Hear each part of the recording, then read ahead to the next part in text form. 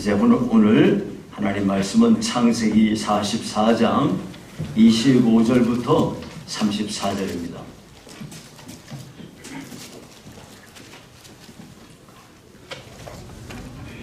제가 봉독해 드리겠습니다. 그 후에 우리 아버지가 다시 가서 곡물을 조금 사오라 하시기로 우리가 이르되 우리가 내려갈 수 없나이다. 우리 막내 아우가 함께 가면 내려가려니와 막내 아우가 우리와 함께 가지 아니하면 그 사람의 얼굴을 볼 수 없음이니이다. 주의 종 우리 아버지가 우리에게 이르되 너희도 알거니와 내 아내가 내게 두 아들을 낳았으나 하나는 내게서 나갔으므로 내가 말하기를 틀림없이 찢겨 죽었다 하고 내가 지금까지 그를 보지 못하거늘 너희가 이 아이도 내게서 데려가려 하니 만일 재해가 그 몸에 미치면 나의 흰 머리를 슬퍼하며 스올로 내려가게 하리라 하니 아버지의 생명과 아이의 생명이 서로 하나로 묶여 있거늘 이제 내가 주의 종 우리 아버지에게 돌아갈 때에 아이가 우리와 함께 가지 아니하면 아버지가 아이의 없음을 보고 죽으리니 이같이 되면 종들이 주의 종 우리 아버지가 흰 머리로 슬퍼하며 스올로 내려가게 함이니이다. 주의 종이 내 아버지에게 아이를 담보하기를 내가 이를 아버지께로 데리고 돌아오지 아니하면 영영이 아버지께 죄짐을 지리이다 하였사오니 이제 주의 종으로 그 아이를 대신하여 머물러 있어 내 주의 종이 되게 하시고 그 아이는 그의 형제들과 함께 올려보내소서. 그 아이가 나와 함께 가지 아니하면 내가 어찌 내 아버지에게로 올라갈 수 있으리까? 두렵건대 재해가 내 아버지에게 미침을 보리이다. 아멘.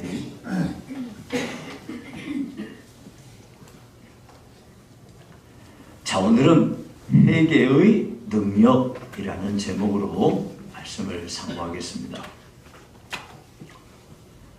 하나님께서는 온 세상의 모든 것들을 하나님은 자기 뜻대로 자기 임의대로 마음대로 사용하십니다.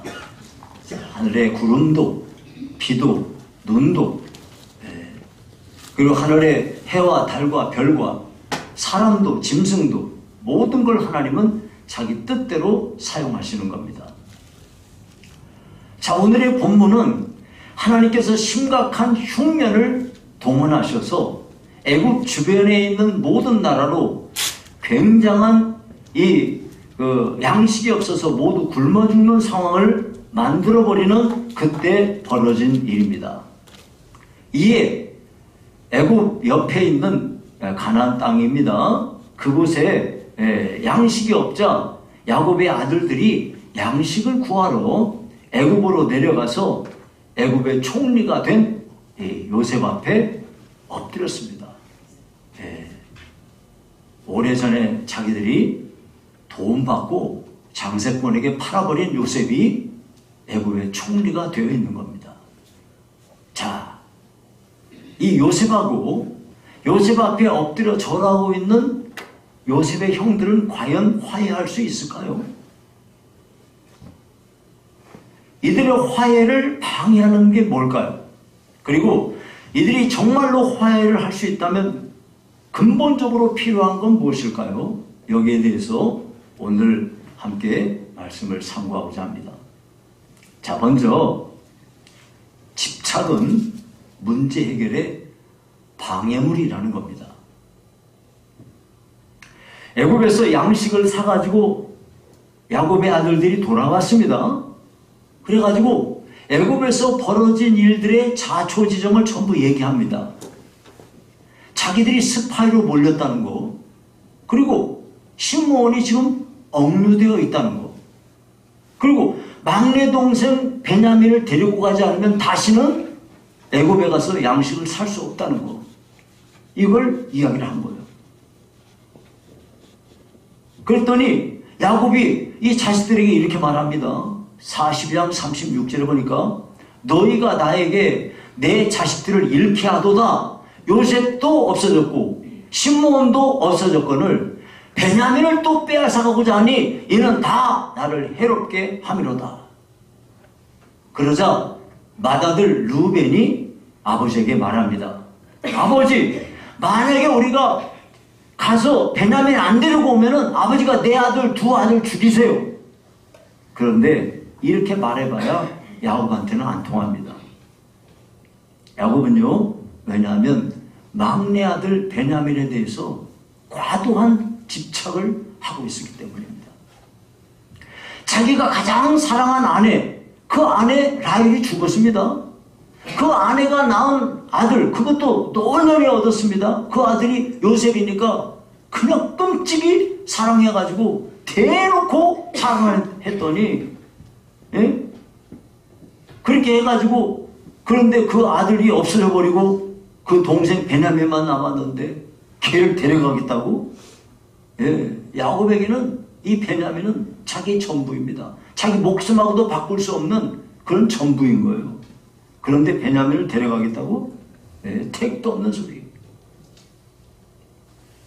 자, 그런데 이렇게 하다가 시간이 지났습니다. 애굽에서 사가지고 온 양식이 이제 바닥납니다. 다 굶어 죽게 생겼습니다. 그러자 야곱이 아들들에게 또 말합니다. 43장 2절에 보니까 다시 가서 우리를 위하여 양식을 조금 사오라. 그러자 야곱의 아들 유다가 말합니다. 막내 동생 베냐민 안 데리고 가면 애굽에 못 가요. 애굽에 가서 곡식 사올 수가 없습니다.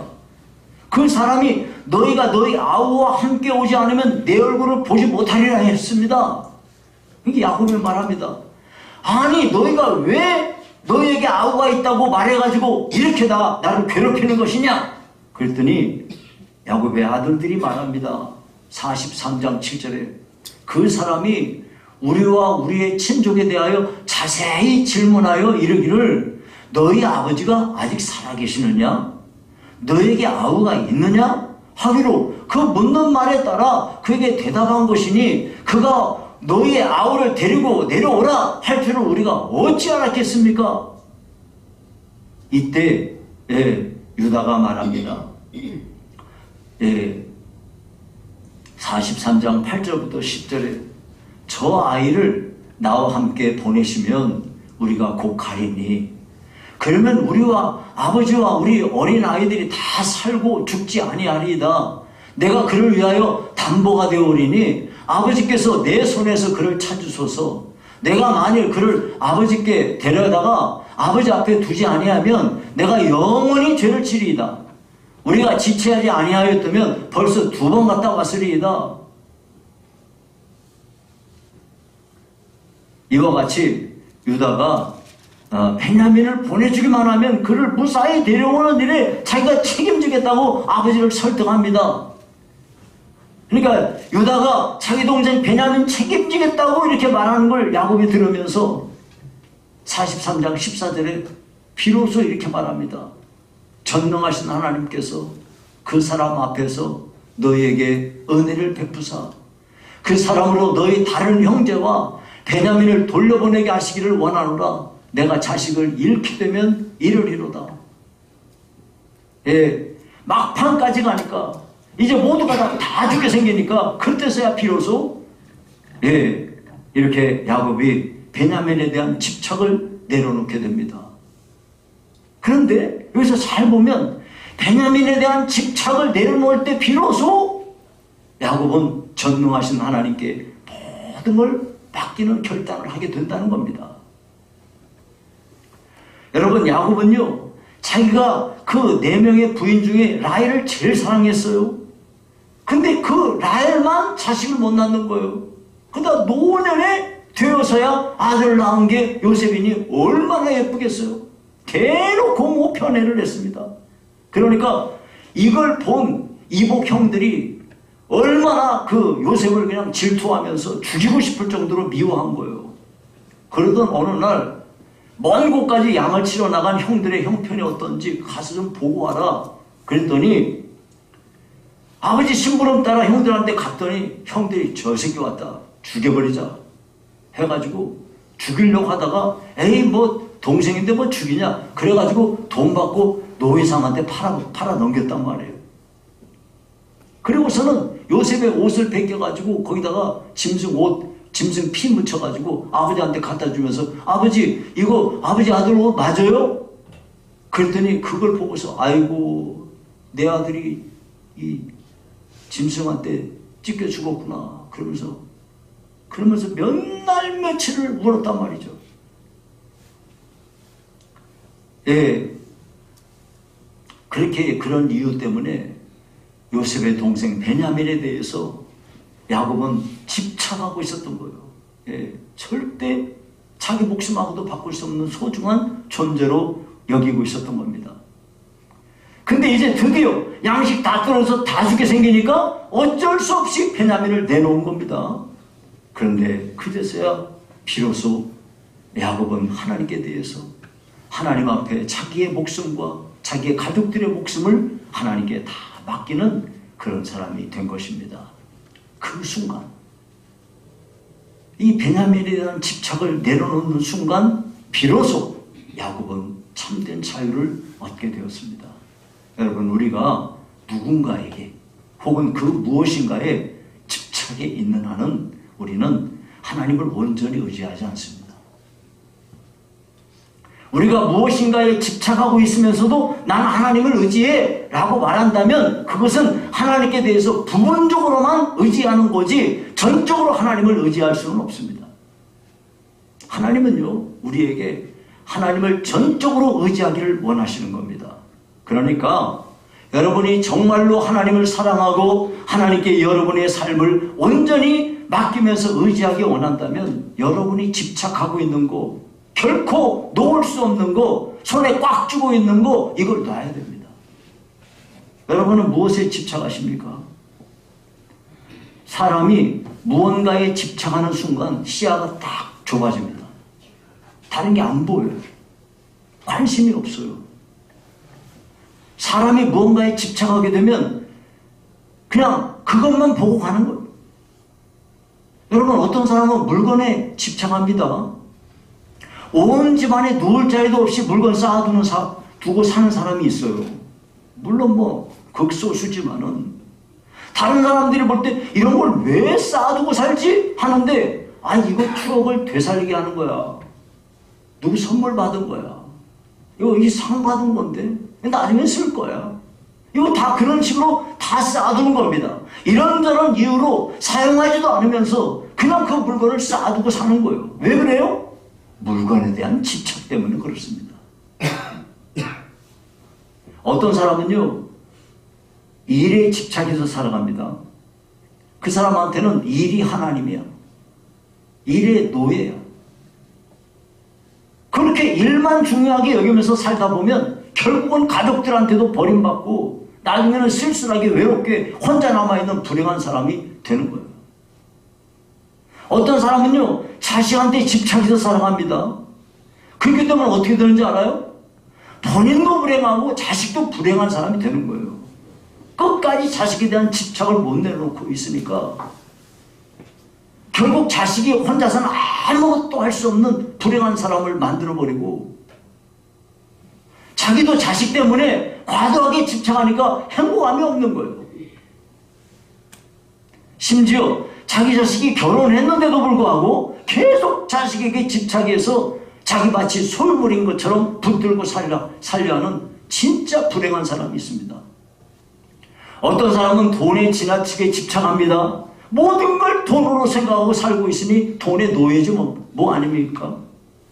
어떤 사람은 집에 집착합니다. 어떤 사람은 가방에 집착합니다. 신발에 집착합니다. 옷에 집착합니다.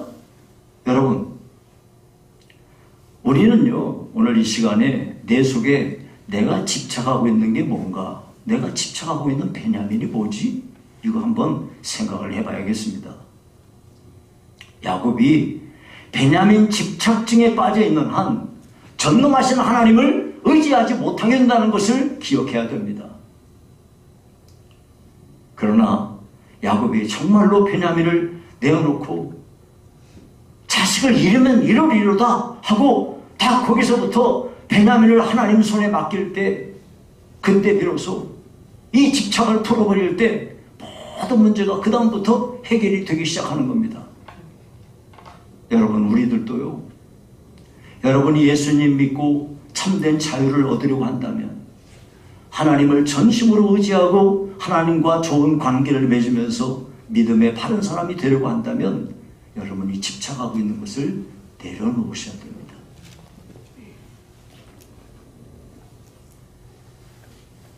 자, 두 번째입니다. 오늘 본문에서 요셉하고 요셉의 형들은 정말로 화해할 수 있을까요? 아까 이 화해를 방해하는 것이 아주 그 아버지가 집착하는 것 때문에 모든 문제가 거기서 딱 막혀버려요. 자, 근데 그 문제가 풀어졌다면 진정한 이 화해라는 것은요, 회개할 때 거기에서 진실한 화해가 일어나는 것입니다. 여러분, 요셉의 형들은 드디어 이제 베냐민 데리고 애국으로 내려갔습니다. 요셉이 자기 형들이 다시 왔는데 자기 동생 베냐민을 데리고 온 걸 봤어요. 그래가지고 자기 집으로 초대를 합니다. 예, 자기 청지기한테 다 맡겨가지고서 형들의 그 나귀까지, 그 먹이까지 다 주고 발도 씻겨주고 다 이렇게 해서 사려 깊게 대접을 합니다. 그리고는 요셉이 그들하고 함께 식사하려고 집에 오니까 요셉 형들이 다 땅에 엎드려서 요셉에게 절을 하면서 예물까지 바칩니다. 자, 그러자 요셉이 형들에게 아버지의 안부를 묻습니다.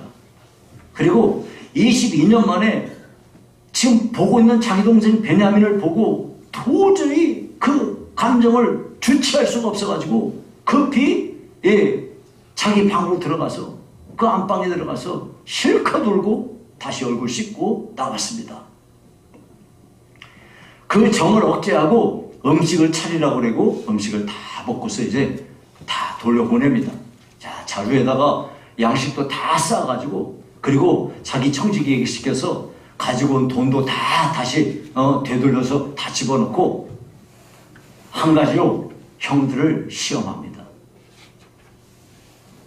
요셉은요, 청지기에게 은밀히 명령을 내려가지고 각 사람의 자루에다가 양식 집어넣고 돈도 다 집어넣고 베냐민의 자루에는 요셉이 쓰는 은잔을 거기다가 집어넣게 합니다. 왜 그랬을까요? 22년 전에 요셉은 궁지에 빠졌었습니다. 죽을 뻔했어요. 그 죽음의 순간에 이 형들이 자기에게 저질렀던 악행이 있어요. 잊어먹을 수 없는 정말 그 악한 일들이 있어요. 이걸 내 동생 베냐민이 궁지에 빠졌을 때 형들이 어떻게 하는가를 보고자 합니다. 그래서 일부러 베냐민을 궁지에 몰아넣게 한 거예요. 자, 그래가지고 다 집어넣고 가라 그랬어요. 자, 갔습니다. 가고 있는데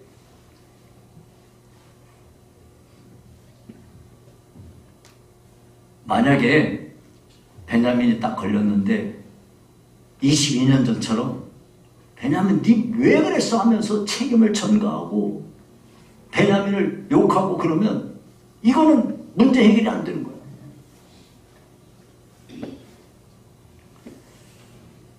요셉의 형들은 아무것도 모르고 떠났습니다. 자, 이제 떠나고 있는데 이제 멀리 좀 가고 있는데 이제 요셉이 그 청지기들을 보냅니다. 그래가지고 성에서 좀 떨어졌을 때 요셉의 청지기가 군대 이끌고 막 쫓아와가지고 네 이놈들 너희가 어찌하여 선을 악으로 갚느냐? 너희가 왜 우리 주인의 은잔을 도둑질해 가느냐? 하니까 이게 웬 날벼락입니까? 아니 그게 무슨 말씀이십니까? 우리가 어찌 당신의 주인 집에서 은이나 금을 도둑질하겠습니까? 종들 중 누구에서 발견되든지 그는 죽을 것이고 우리는 주의 종이 되겠습니다. 왜 그래요? 그럴 리가 없으니까요. 그런 도둑질 하지 않았으니까요. 그러자 요셉의 청지기가 말합니다. 그래? 그렇다면 그것이 누구에서 발견되든지 그는 우리 종이 될 것이고 너에게는 책망이 없으리라 그랬어요. 그래가지고 나의 먹은 맏형부터 시작해서 형제들 순서대로 딱 조사를 다 했어요. 아무도 없어요. 베냐민 순서 차례가 왔습니다. 베냐민에게서 요셉의 은잔이 나왔습니다.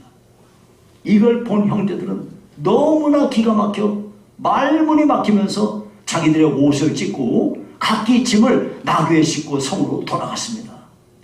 이 상황에서 요셉의 형들은요, 성경에 보니까 어느 누구도 베냐민을 책망하거나 원망하거나 다른 사람에게 책임을 전가하는 모습이 없어요. 완전히 22년 전하고는 확연히 달라진 모습을 볼 수가 있는 거예요.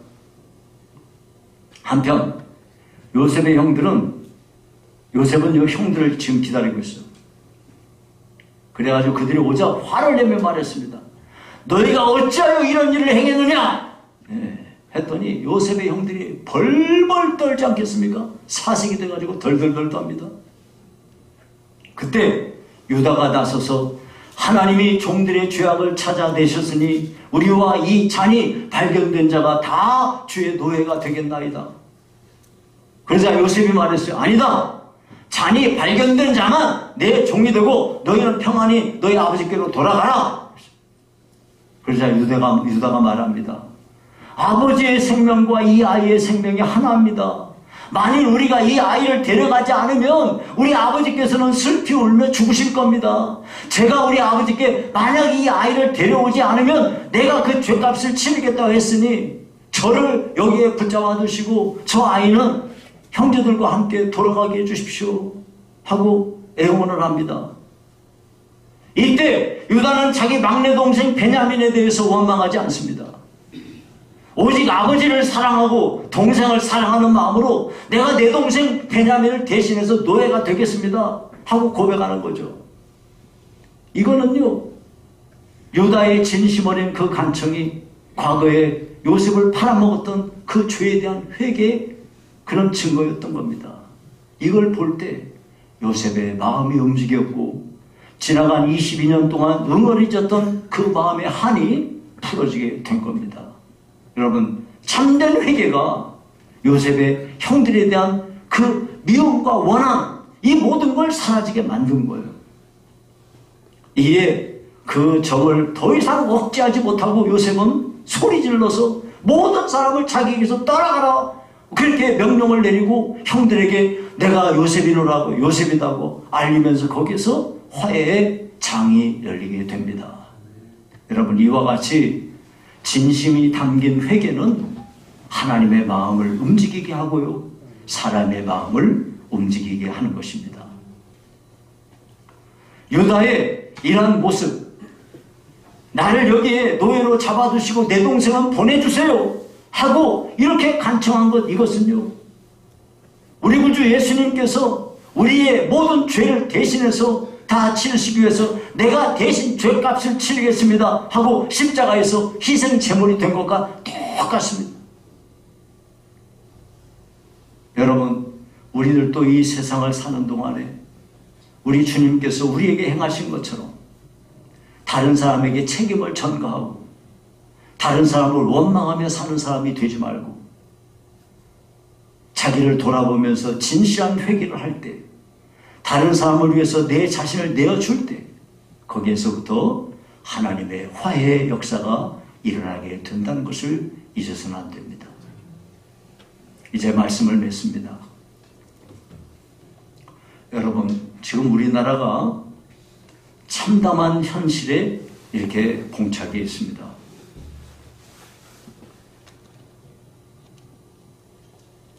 지금 우리나라 환율이 1,500원대까지 막 가려고 합니다. 이 1,500원이 된다는 게 무슨 말이냐면, 제가 이집트에 있을 때 한국을 처음 나갈 때 1달러에 1,000원이었습니다. 그러니까 한국에서 만약에 100만 원을 보내면 제가 이집트에서 제가 1,000달러를 받게 되는 겁니다. 1,000달러를. 근데 이게 환율 파동이 돼가지고 1달러에 1,400 얼마가 됐어요. 이게 무슨 얘기가 되냐면, 한국에서 100만 원 보냈잖아요. 그러면 제가요, 한 600, 한 700달러도 안 되게 받는 거예요. 어디 300달러 이상이 어디로 가버린 거예요. 그냥 상황이 이렇게 되는 거예요. 굉장한 위기가 오는 거죠. 근데 지금 우리나라가 1,500달러를 이제 막 돌파하려고 합니다. 이게 보통 문제가 아닌 거예요. 사회의 많은 면에서 어려움을 지금 당하고 있는데 우리나라 정치권, 우리나라 사법체계, 이 판사들이 이게 참, 이거 정말 이놈의 판사들이 이거 정말 사회를 바르게 책임져야 될 판사들이 정신 나갔으니 이 우리나라가 이제 얼마나 사회 구석구석이 썩었는지 이번에 잘 보게 됩니다. 사회의 모든 구석구석이 썩어버렸어요. 이런 현실 속에서 우리 그리스도인들이 어떻게 해야 될까요? 어떤 사람은 말합니다. 우리 예수 믿는 사람이 참된 신자로 살려면 가만히 있으면 아무것도 안 일어나지만 당신이 나가서 해야 된다고요. 네, 우리 뭘 해야 될까요? 우리도 태극기하고 성조기 들고 나갈까요? 아니면 현수막 만들어갖고 나가야 될까요? 역대하 7장 14절에 보니까 내 이름으로 일컫는 내 백성이 그들의 악한 길에서 떠나 스스로 낮추고 기도하여 내 얼굴을 찾으면 내가 하늘에서 듣고 그들의 죄를 사하고 그들의 땅을 고칠지라 그랬어요. 지금은요, 하나님이 우리나라를 고쳐주셔야 할 때입니다. 하나님이 우리나라 전반에 걸쳐서 모든 것을 고쳐주지 않으시면 우리나라 엉망진창입니다.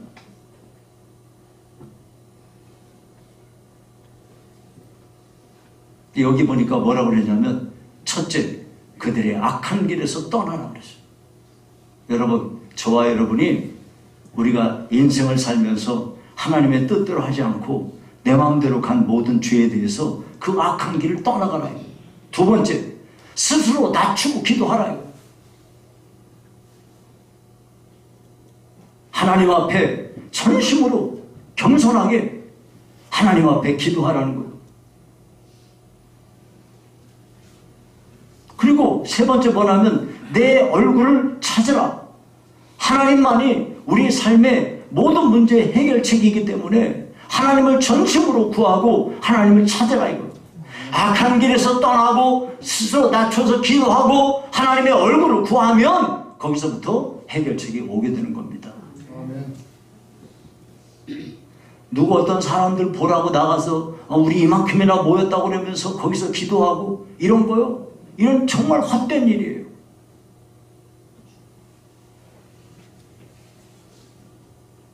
사람의 시각으로 모든 문제를 보지 말고 우리 그리스도인들은 성경에서 우리에게 말씀하신 것을 기억하면서 우리 예수 믿는 사람들이 이런 나라의 여러 가지 어려운 일들을 보면서 내가 가지고 있는 나 자신을 돌아봐야 돼요. 예수 믿는 사람은 절대 지역 감정에 휩싸여 모든 걸 평가해서는 안 됩니다. 예수 믿는 사람이 어찌 예수 믿는 신앙의 진리 안에서 살아야지 어떤 누구에게 이데올로기에 끌려서 나는 좌측이니 나는 우측이니 해서야 되겠습니까?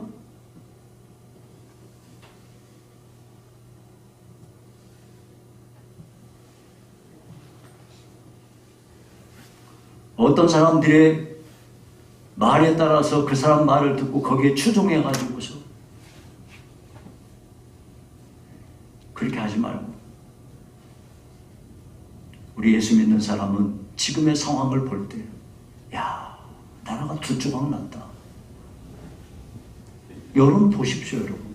나라가 두 쪽 납니다. 이거 헌법재판소에서 이거 결정이 나도 이거 순복하겠습니까 지금? 보통 일이 아닙니다 지금 이거.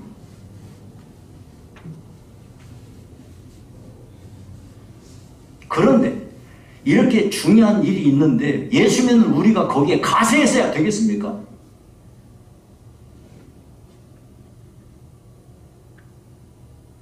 저와 여러분이 하나님 앞에서 믿음으로 산다는 게 대체 뭡니까? 우리는 그러한 일에 흔들리지 말고 성경에 말씀하신 것처럼 이럴 때 자기를 돌아보고 나의 죄가 무엇인지 전심으로 하나님께 회개하고 하나님의 얼굴을 구하며 하나님이 우리나라를 고쳐주시도록, 지금까지 6.25 전쟁이 끝나고 난 뒤에 70년 동안 하나님이 지켜주셔서 우리나라 역사상 단 한 번도 70년간 전쟁 없었던 데는 한 번도 없었어요.